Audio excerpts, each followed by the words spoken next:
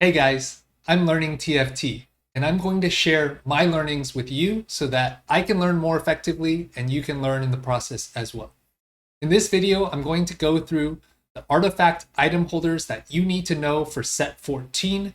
I've put together some statistical analysis from PvE of a bunch of data and put a graphic together, and we're going to walk through what the best artifact item holders are and why. We'll talk about the interactions that the artifacts have with the unit or the trait so that we can get an idea of what's broken, but also be able to get a better understanding of set 14 units. So if you are new to the set and haven't come across that much content of how the units operate, this video should help you get a much better understanding into what makes certain units broken in set 14 and how to magnify those advantages.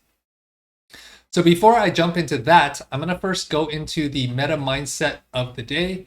This is if you're new to my channel, a meta kind of psychology philosophy section where I talk about the bigger game of how to get better at TFT over time. If your goal is to significantly improve in set 14 and have a very deliberate learning process and really want to climb and hit some higher rank target, this section is for you.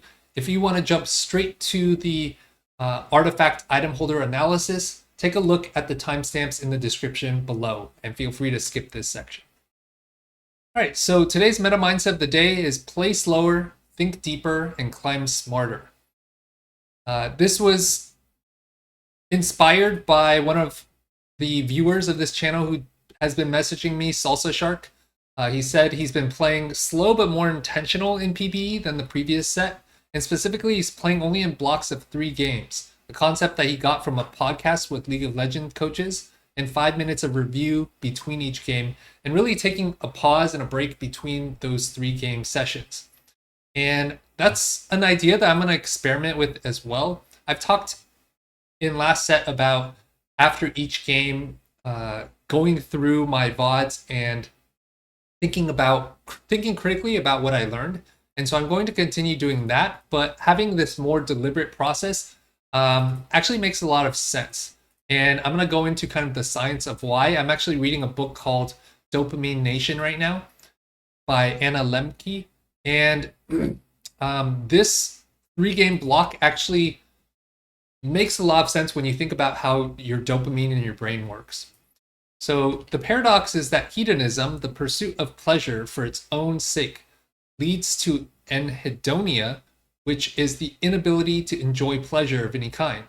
So you can see this if you play a lot of games, like if you play, I don't know, like 8 games in a day, 10 games in a day straight, your brain actually in the first few games will get a lot of pleasure from those games, especially if you have like a pretty intense super hype game. Then the amount of stimulus that your brain needs to recreate that same amount of pleasure actually increases. So the amount of average pleasure you're getting for each incremental game you play decreases over time. Science teaches us that every pleasure exacts a price, and the pain that follows is longer lasting and more intense than the pleasure that gave rise to it. So related to that is if you had a crazy Cypher game where you had an insane cash out and you had a huge spike in dopamine, well, that means that the games that you're playing following that will actually have a sense of pain associated with it because you're lacking that pleasure and you're now craving and wanting more of that dopamine hit. With prolonged and repeated exposure to pleasurable stimuli, our capacity to tolerate pain decreases, and our threshold for experiencing pleasure increases. So that's related to those ideas that we just talked about. And finally, pressing on the pain side resets our balance to the side of pleasure. And so this is related to this idea of the 3 game block reset with 5 minutes of review in between each game.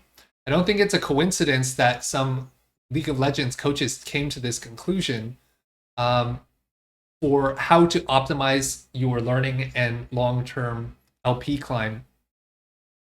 because in many ways, the process of doing the review and having a break increases kind of your brain's pain in that moment. And that actually serves as like hitting reset button on your brain, or like resetting your computer when it's getting a blue screen of death. And when you engage in that review, you actually slow down the amount of stimulus, which lets your kind of dopamine system reset, so that the games that you play in the future, you get more joy out of it, especially after 3 games in a session. You take a little bit of a longer break than 5 minutes. It really allows you to be far more sustainable, because when you get to this point of not really enjoying the game, especially because you've played so much, not only are you just not having as much fun, but you're likely not really learning as much, and you're probably not performing optimally. So not only is this methodology and suggestion a better way to perform better and to climb better, but you'll probably also enjoy playing the game more. All right, so think deeper to reset your dopamine. So this is related to the 5 minutes of review between each game. Deliberate practice, if we view like kind of the very deliberate process of reviewing your games, and this does require that you use an app like Outplayed, for example, where it can save your games, and then you can like go back and jump around to see like how you did. But having some type of, or you could use OBS to record your games. But if you are able to record your games and review your games, it lets you get to a deeper level and understanding of how to improve. And so Jeff Colvin said, deliberate practice is hard, it hurts, but it works. More of it equals better performance, tons of it equals great performance. A finding that is remarkably consistent across disciplines is that 4 or 5 hours a day seems to be the upper limit of deliberate practice. And this is frequently accomplished in sessions lasting no more than an hour to 90 minutes. And so if you view this like kind of 3-session block that Salsa Shark is suggesting from the other LOL coaches, it kind of matches up with this idea that if you are doing a session longer than, let's say, 3 games you can usually play in about an hour and a half to 2 hours, which kind of aligns with this idea of like, okay, this is the duration that your brain can perform optimally, and no more than 4 or 5 hours a day total. So like, this is why you see players like Rainplosion or Greya, especially at the beginning of a set, where they could play half to a third of the number of games that some of the top pro players are playing, especially someone like K3 Soju, and yet their performance can be significantly better. So it's not just about the amount of time and number of games that you're playing, it's also about how smart and deliberate you are in the time that you are spending playing and thinking about the game. Josh Kaufman, in his book The First 20 Hours, said, according to Tony Schwartz, an author, said the optimal learning cycle appears to be approximately 90 minutes of focused concentration. Any more and your mind and body will naturally need a break. And so again, this goes back to this 3-session block idea, which serves 2 actual purposes. One is it lets you slow down to reset your dopamine, because you're getting too much stimulus in those dopamine spikes and too much pleasure. And so when you take the break after the 3 games, you're letting your dopamine levels fall back down, so that when you play a future game, you get more enjoyment out of it as opposed to diminishing returns. And then secondly, the process of doing the reviews between the games also resets your dopamine, and limiting your sessions to 3 games per session furthermore kind of thinks about this like kind of 90 minutes of focused concentration, or an hour to 90 minutes of like kind of deliberate practice, where your brain can perform optimally and you can learn more effectively. So that's kind of the meta mindset of the day: is play slower, think deeper, climb smarter.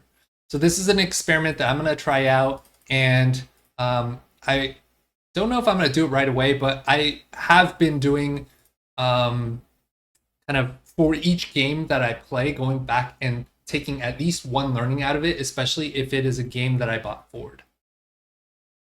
All right, so with that said, let's jump into the content that you came here for, the best artifact item holders you need to know in set 14.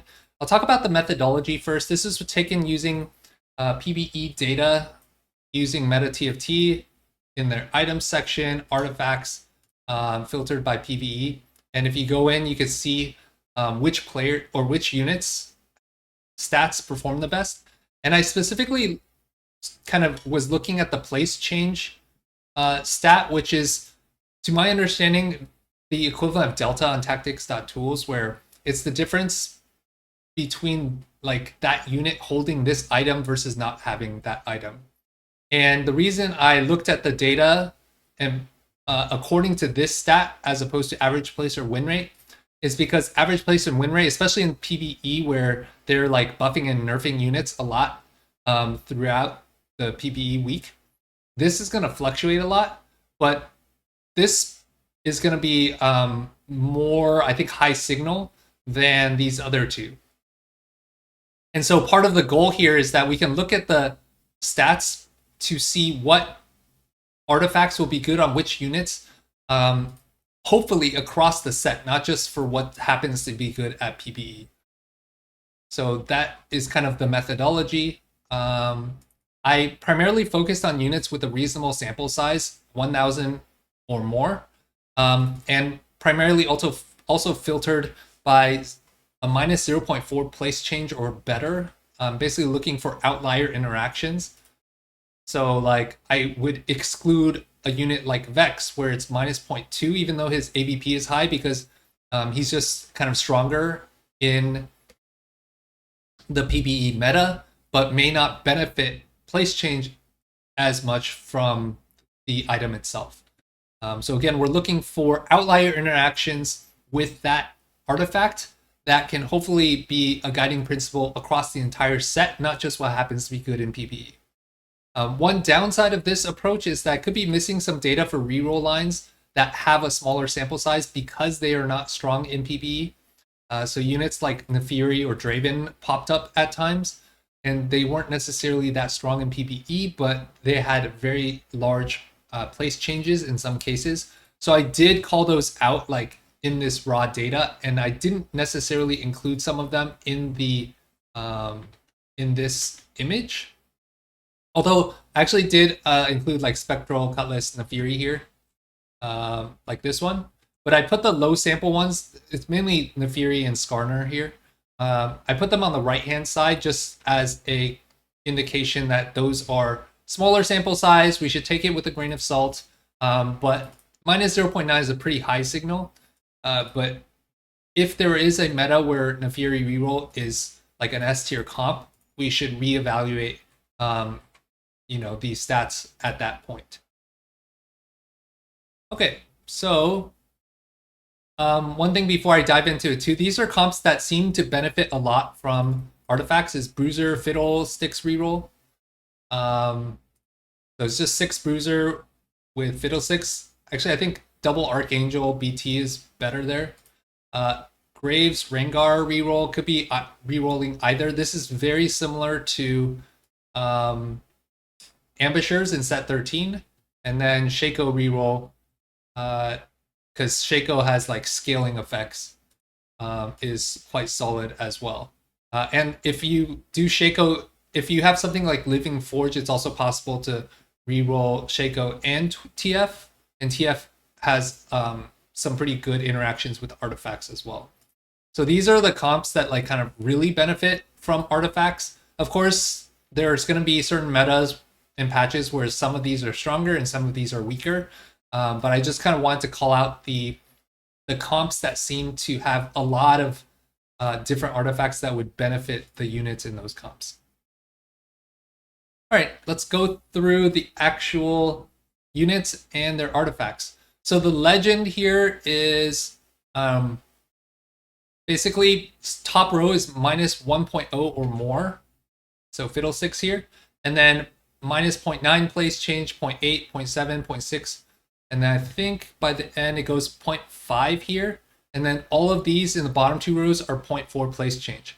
And I don't have these really sorted across the row by place change. What I did was I sorted it by cost. So 4 costs appear first, then 3 costs. And so that is kind of how I put that together. And yeah, so we can jump into it. One thing I'll note for Fiddlesticks is that Fiddlesticks Snipers is a minus 1.4. So it's kind of ridiculous how strong it is, because you could just back row Fiddle with like double Archangel, and he can just scale infinite. And then the other one is Blighting Jewel. Where's Blighting Jewel? Blighting Jewel, Fiddlesticks, minus 1.3. So both of these are significantly like broken on Fiddlesticks. So if you happen to get either of these artifacts, you can just hard force Fiddle. It's kind of like Nocturne from last set, where artifacts really unlocked Nocturne, and these two specific artifacts are completely broken on Fiddlesticks right now. I suspect they're gonna have to either nerf Fiddlesticks a good amount to bring these and this artifact in line, or they might need to nerf these specific artifacts. So I don't know which path they're going to take, but as of right now, these are just completely broken. All right, so let's dive into it. So Fiddlesticks has traditionally 2 range, and he tethers the 3 closest enemies, splits damage between them. So usually you build Archangel on Fiddlesticks, and he's a scaling comp. So Sniper's Focus just makes him really safe and makes him essentially a backliner as opposed to a 2-range unit, which is why this is so strong. Plus it gives him damage amp. And the thing is, he will tether to the closest 3 enemies. So sometimes he could be tethering like to a backliner. If they, for example, have a solo backline. Solo frontline, which is why Sniper's Focus is so good.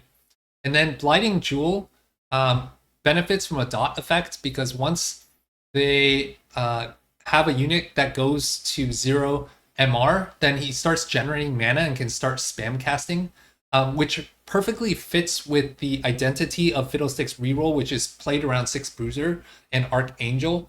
So he already is going to have a very strong frontline. And on top of that, his ability has a 20% shred, which already like has this. Of course, if you're playing Fiddlesticks reroll, you probably want to get like a Spark or a Shiv anyway. But before you get to that point, you already benefit from the 20% shred. And he has built-in healing. So for Sniper's Focus, like you don't even need healing since he's really safe in the backline. When he's 2 range, usually you still want to build him with like a BT and 2 Archangel. But yeah, he could just start spam casting with enough time and getting all the opponents down to 0 magic resist. All right, so at the 0.9 place change level is Graves with Mittens, which gives him a bunch of attack speed and damage reduction, which from Golden Ox, he's already going to get damage amp.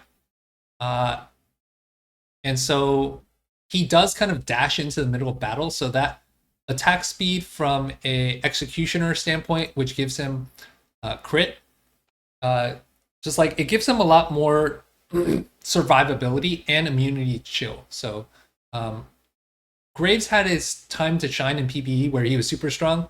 He was nerfed recently, so I don't know how viable Graves will be on release, but I suspect Mittens like can unlock Graves to be like playable if Graves is not in the meta. If Graves is in the meta, then this probably just makes Graves completely broken. All right, LeBlanc with Mana Zane. So Mana Zane generates a ton of mana. And the way LeBlanc's spell works is every cast sends 1 more sigil. So it's kind of like set 13 Heimer, where she scales the number of sigils she'll send out in her ability. And so like having that Mana Zane just like accelerates her scaling a lot. So Mana Zane really unlocks LeBlanc reroll. Nefiri with Spectral Cutlass. Nefiri is a melee unit and summons 3 pack mates to the current target. So she can really burst down units quickly, especially if she gets to the backline, can be really strong. So even though the sample size on this, I believe, was 400, which is not too reliable, I suspect with a larger sample size that this would still be really good. Fiddlesticks with Zhonya, because you're usually building Fiddlesticks with at least 1 Archangel, if not 2. This just increases Fiddlesticks' survivability. Plus, he already has built-in 15% healing. So the combination of this and 2 Archangels makes Fiddle really strong. And then for the same reason that Graves is good with melee, Spectral Cutlass teleports him, and he can also burst down enemy carries pretty quickly. Skarner 3 with Unending Despair is really strong. So Unending Despair, whenever a shield breaks, deals 150% of the shield's value to the nearest enemy. So Unending Despair, you'll see, is quite good with Vanguard in general, because Vanguard actually gives 2 shields. One at combat start and one at 50% health, plus his ability also shields. So it's like lots and lots of shield value, especially if you can also build something like Protector's Vow on Skarner or Crown Guard. That's like so much shield, especially if you can get him to 3-star. It can be pretty insane. The sample size on that was also somewhat low, I believe. Unending Despair, 700 samples, so higher sample than Naafiri. But you can play Skarner like with Kog'Maw reroll.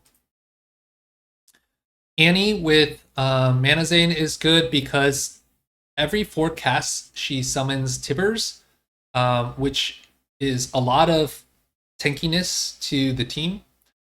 And with 120 mana over 5 seconds, she basically gets to get 3 more casts, which gets you Tibbers essentially. So Mana Zane's basically insta Tibbers for Annie, which is why it's so good.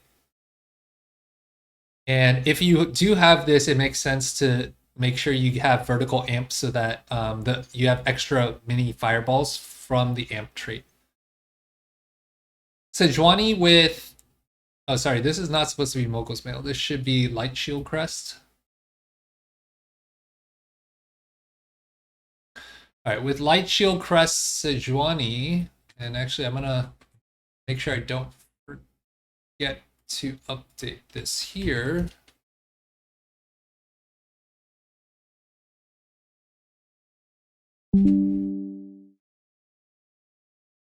Okay, so the reason Light Shield Crest is good for Sejuani is that the Bastion trait is kind of like Sentinels in set 13, where you get more armor magic resist, and it's boosted by 100% in the first 10 seconds of combat. And Light Shield Crest shields every 3 seconds, 70% of the holders combined armor and magic resist for 5 seconds. So in the first 10 seconds, he should cast this 3 times, which if you're playing like a 6 Bastion Zeri setup, is an insane amount of shielding. And on death also grants this shield to all allies.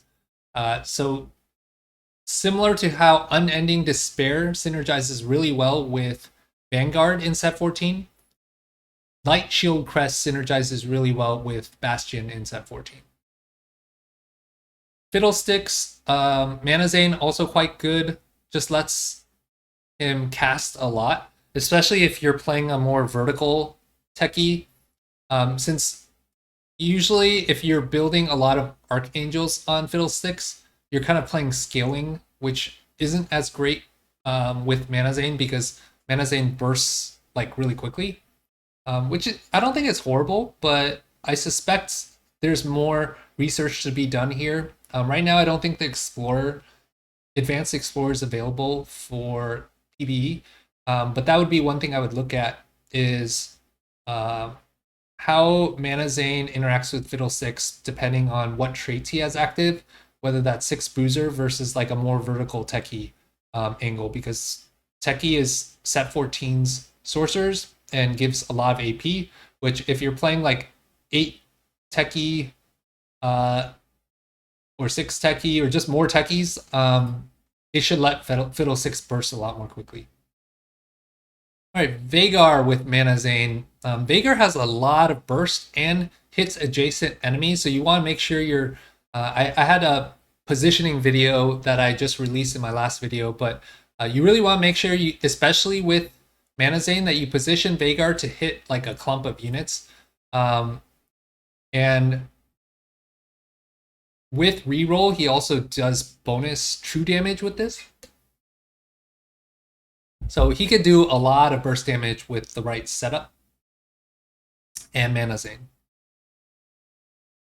And I suspect that Mana Zane with blue buff, like he can cast so many times, would be really good. All right, Cho'Gath has some really broken interactions because the way his spell works is he gains max health over time, and so every time he casts, he can like start scaling like almost infinitely. And if you have a 6 bruiser setup, you can get a ton of HP. Like I've seen easily without even that much itemization, like let's see what his base. Okay, so his base 2-star HP is 1800 health. I've seen him like with a 6 bruiser setup get to easily 6000, 8000 HP with just like normal items. So now if you think about using like Anima Visage, which boosts 400 HP and crazy healing, or Talisman of Ascension, which if you have a 6 bruiser setup, getting to 22 seconds is actually not that hard. Like he could just go insane. Like this reminds me of, is it like set 11 or something?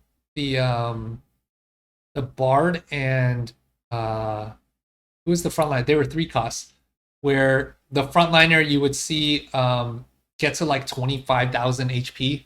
I wouldn't be surprised if Talisman Ascension, if you get like this combo specifically, you could probably see like 30,000 HP, 40,000 HP Cho'Gaths running around. I wonder if they might need to nerf this interaction because it seems like it might be too strong. All right, Rengar. Oh, by the way, so now this is 1 minus 9.9 placement, minus 0.8 placement, 0.7. This we're in the minus 0.6 placement level, which is still really good. Rengar 3 with Spectral Cutlass, similar to Graves and the Fury, quite good. The one downside is this is kind of like Smeech with set 13 with Spectral Cutlass. Like, yeah, you are kind of jumping over there, but you kind of need to. The thing is, once he casts his spell, he'll leap to the lowest health enemy in 2 hexes. Which, if it happens to be the enemy that he was already attacking, like he should finish them off, which is why I think it's better than Smeech, because I think Smeech was guaranteed to jump away from the current target. Whereas if Rengar jumps to the enemy carry, starts like kind of slashing away, and then casts, that should be the lowest health target within 2 hexes at that point, which I think is why Spectral Cutlass is a lot better on Rengar than it was on set 13 Smeech. Prowler's Claw, similar to Smeech, was Smeech's best unit or best artifact, and similarly is one of Rengar's best artifacts as well. Sheds negative effects and dashes the farthest target within 4 hexes. So eventually Rengar's kind of just jumping around kind of like Smeech and just killing off all the enemy carries. And then Silvermere Dawn gives him a lot of AD and tankiness. And because he's like kind of jumping around, and his mana level is not that high at 60, so every time he leaps, he's going to attack and start stunning. So imagine Rengar's basically getting onto enemy backline and just stunning the enemy over and over.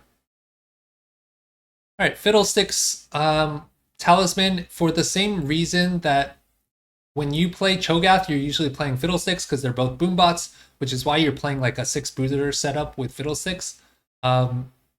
Especially if you have something like Sniper's Focus, like, and then you could put Talisman of Ascension on Fiddlesticks, is probably just completely broken.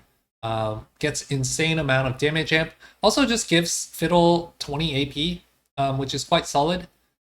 And with that 6 bruiser frontline is extremely good. So part of this depends on like if you have a Cho 2, like you could just carry Fiddlesticks with this talisman in like the early middle game if you don't have a Cho yet or you don't have a Cho 2. And then once you have a Cho 2 with the Fiddlesticks 3, if you have like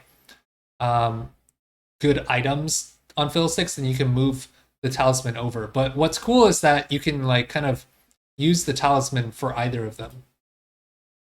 Seeker's Arm Guard is good for AP melee units since it gives armor, MR, and AP and boosts all of those stats every time he gets a kill, which works out really well since he's a melee AP. Last set 13, I don't think there was much melee AP running around, and so Seeker's wasn't as strong, but now Fiddle is kind of carrying the weight of that identity now in set 14. Galio, Light Shield Crest, very good if you can get to Galio 3. The primary scenario I think you're going to be playing this is with a Cypher cash out. And he gets a lot of durability during his spell. So if you combine that and healing, so you combine that with the extra armor MR from this, it can be really strong if you can get to Galio 3. And some of the Cypher cash outs will actually give you Galio, I believe. Let me pull up my notes on that. Oh yeah, I did some like Cypher analysis here that I need to clean up, but I'll probably create a video on the intel as well at some point. Okay, so yeah, this 600 cash out immediately gives you a Galio 3. So if you're on an artifact encounter, which I believe there still is, I forget off the top of my head, then look out for Light Shield Crest for this specific scenario. What else? Are there any other situations that give you Galios? No, I think that's the main one. Okay.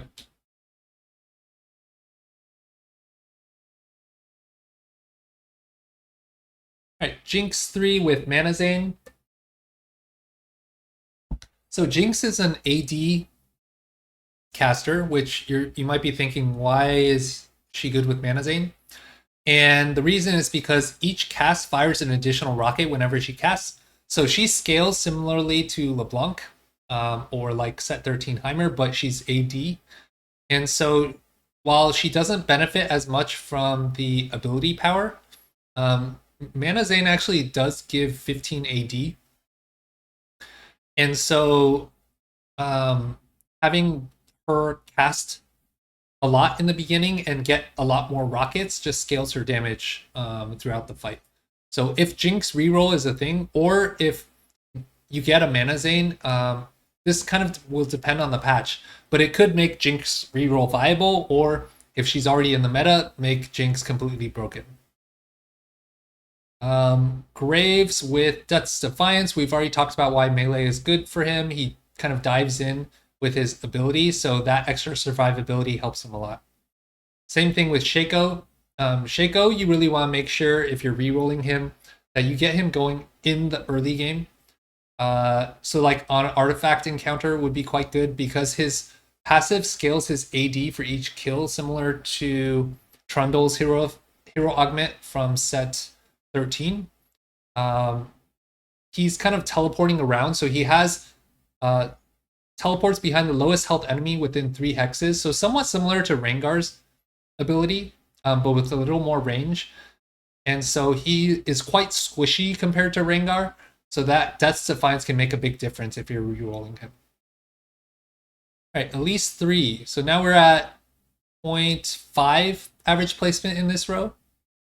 Elise 3 fires a bunch of lasers and reduces MR by 5, a flat amount for the rest of combat. So Mana Zane, especially since her ability is 55 mana, and her Dynamo ability also gives her mana. So if you're re-rolling Elise and you can go like a vertical Dynamo and Mana Zane, she's going to be casting a ton, and the enemy frontline MR will like just rapidly go to 0. So I think that's why Mana Zane on her is really good. She can burst down enemy tanks pretty quickly.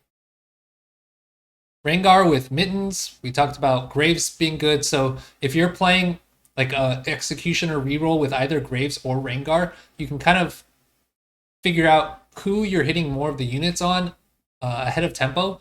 And if you're hitting a lot of Graves, then you can reroll with Mittens with Graves. Otherwise, you can go to 7 and reroll Rengar.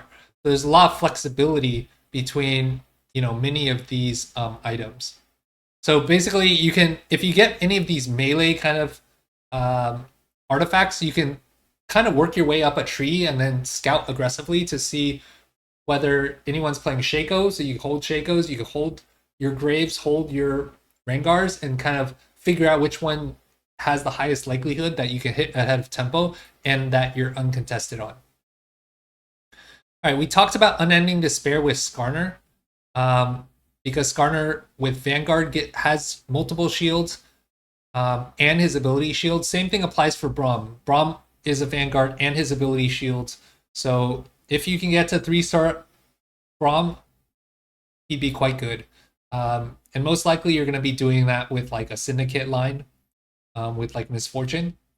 It's going to be probably hard to hit, but if you hit it, it seems like it would be pretty insane. Plus his Kingpin bonus gives him more armor MR. And so it just kind of increases his survivability a good amount. All right, Graves with Infinity Force and Prowler's Claws. Same reason, it's good for Rengar. Twisted Fate. So TF is similar to like Kog'Maw from set 13 in the itemization that he wants, which is basically double Rageblade, Gunblade for the most part. And also similar to Bard from, I think, 2 or 3 sets ago.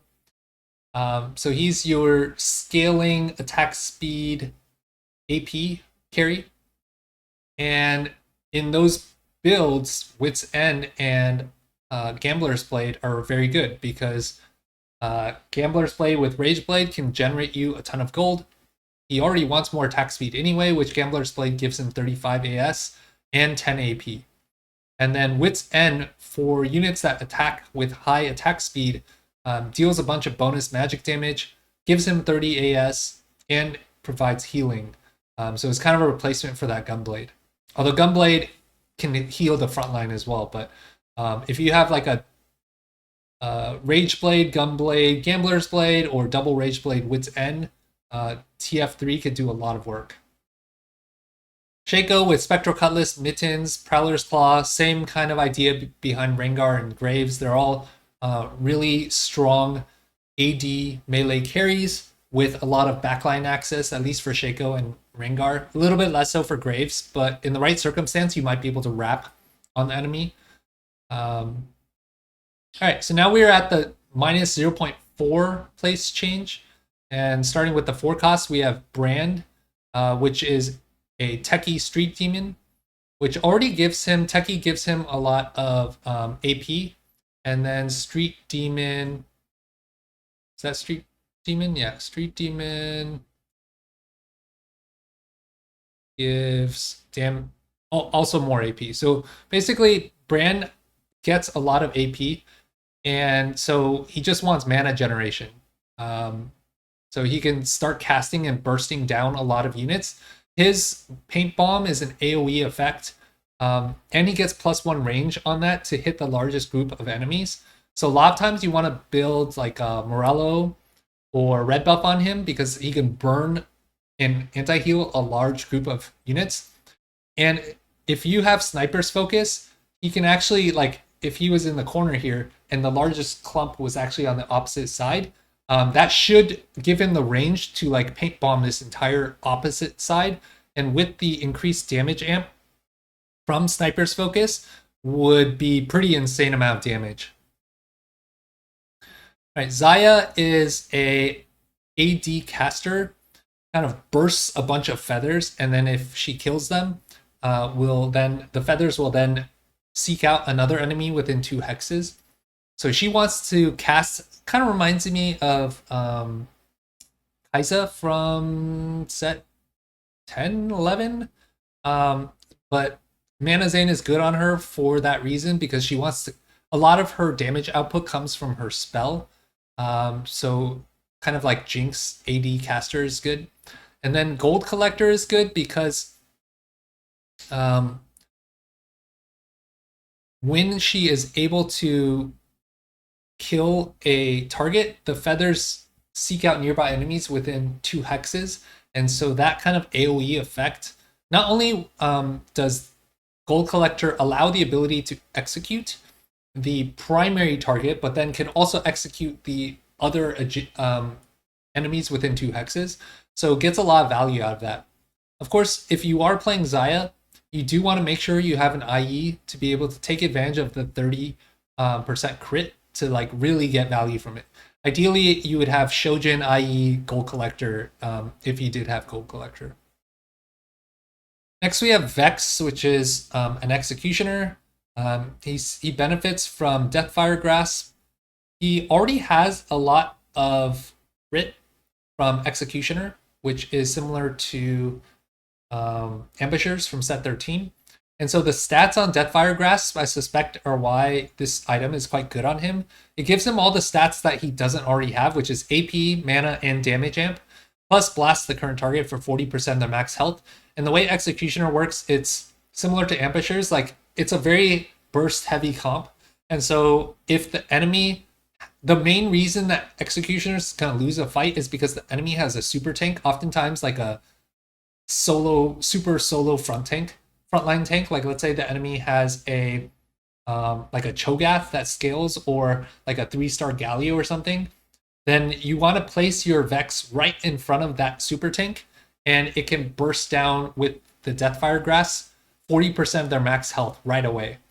And then you have your Rengar and your like Graves like finish them off.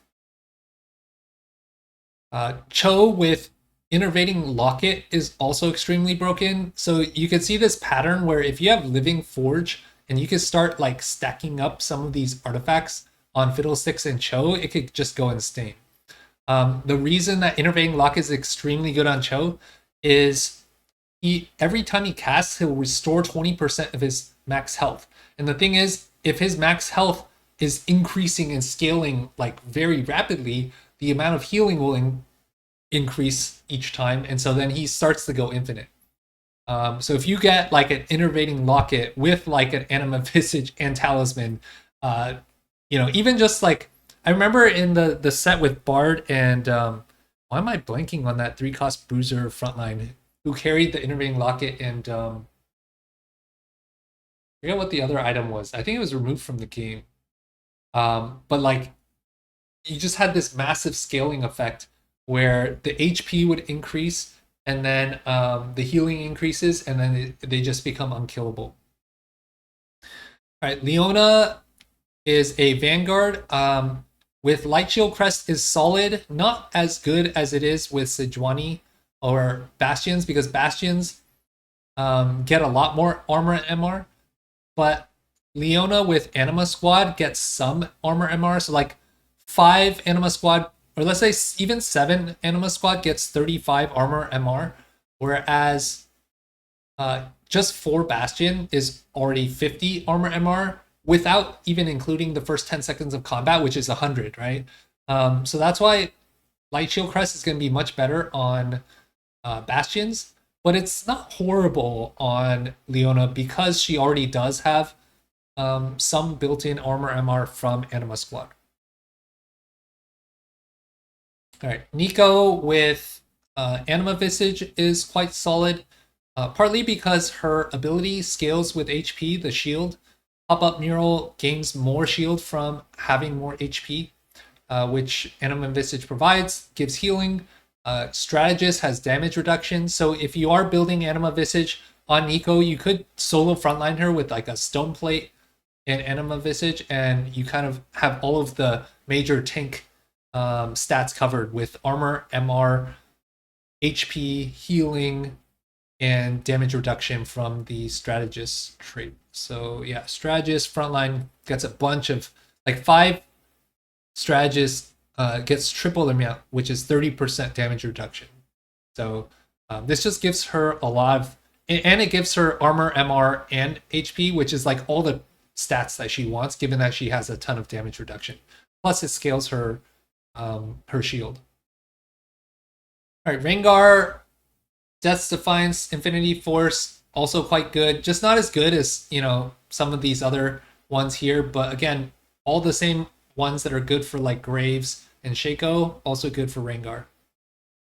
All right, last row. Again, these are all still in the minus 0.4 place change category. Elise with Zhonya. Quite good. I suspect because similar to Fiddle, she's kind of like a scaling over time champion because she reduces armor magic resist. And Dynamo is similar to Invokers from 2 or 3 sets ago. Gives her a lot of mana. So the longer the fight lasts, like she just kind of whittles down the enemy. And it has a lot of burst as well. So if she's your last carry alive, that Zhonya can like kind of win the fight. Because she's hitting, especially because she can like 1v3 or 1v4 like the end of the fight with her 4 lasers at the current target and 4 more between the nearest 2 enemies. So she has like kind of like a mini AoE burst capacity. Mordekaiser with Unending Despair has been good for many sets now, I believe, because his shield is quite strong. Keep in mind that Unending Despair is going to be better on the Vanguards, which is why he's lower here. But if you have some of the Exo tech, like Corrupted Chassis, I suspect if you have Corrupted Chassis with Unending Despair, is probably completely broken because the shields get more effective. So if you do like something like Crown Guard or Vow on that, like it's seems kind of insane, especially since he has a pretty strong shield from his ability in the first place. Yuumi with Lichbane is very good.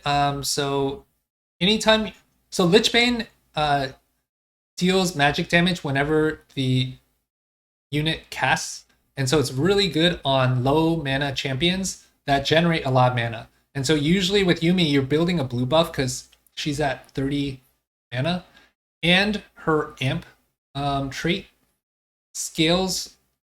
So basically, amp gives her an increased amount of amp, which every amp you have increases her mana generation. So she can, especially if you have blue buff, Lichbane, and like Nashers, like she's just constantly like casting over and over again, and every time she casts, she has Lichbane. So in many ways, it's similar to Kog'Maw from set 13 with Lichbane and blue buff. So if you have Lichbane with Yuumi 3, it seems like it's pretty insane as well. All right, Graves with Fishbones. I suspect the reason that this is good is it keeps Graves a little bit safer, though I think he kind of dashes in anyway. But the Fishbones effect, because he's already 2 range, can allow him to get 4 range. And so that might be able to let him like kind of burst down enemies like more quickly. Yeah, so actually I'm curious if you happen to know, because his passive attacks 5 projectiles in a cone, and I wonder, and his default range is already 2. So I wonder if getting that increased Fishbone's range gives him to 4 range and attacks a random enemy. I suspect part of the reason this might be good, and if you happen to have tried it before, let me know in the comments and include a timestamp. By the way, for all of this analysis, if you had something that I missed or added commentary or questions, like feel free to include your thoughts in the comment section with a timestamp. But if you do happen to know the answer to this specific question, I suspect that Graves might be able to like kind of burst down backline carries in situations that maybe he wouldn't have been able to before when he has Fishbones. Veigar with Deathfire Grasp lets him burst down a lot of enemies. So similar to the Vex here. he already has like kind of this AoE adjacent enemy effect with if he's a cyber boss. And so one of his downsides is going to be if he's facing a super tank. And so Deathfire Grasp again lets him take down like matchups that are his weakness better. The only thing is you got to really make sure you're positioning this well and not wasting that blast on a like trait bot frontliner. Vayne with Gambler's Blade is solid because of the way even though Vayne is an AD champion, and usually Gambler's Blade is placed on an AP champion like Twisted Fate or Set 13 Kog'Maw, because you kind of waste the 10 ability power. But Vayne is really good with double Rage Blade because his ability rapidly fires 3 attacks, so he gets those Rage Blade stacks up earlier, which is also why he's good with Runons, like especially if you get Category 5. But